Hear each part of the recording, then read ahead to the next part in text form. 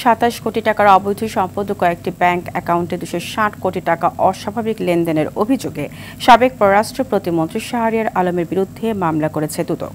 দুদক মহাপরিচালক মোহাম্মদ আক্তার হোসেন সংবাদ সম্মেলনে কথা জানান। তিনি আরও জানান, ভোলা 4 আসনের সাবেক এমপি আব্দুল্লাহ আল ইসলাম জ্যাকবের বিরুদ্ধে 13 কোটি টাকার অবৈধ সম্পদ এবং ব্যাংক হিসাবে 85 কোটি টাকার অস্বাভাবিক লেনদেনের প্রমাণ মেলায় মামলা হয়েছে। এছাড়া অবৈধ সম্পদ অর্জনের অভিযোগে জ্যাকবের স্ত্রী নীলিমা নিগার সুলতানাকে তলব করেছে দুদক।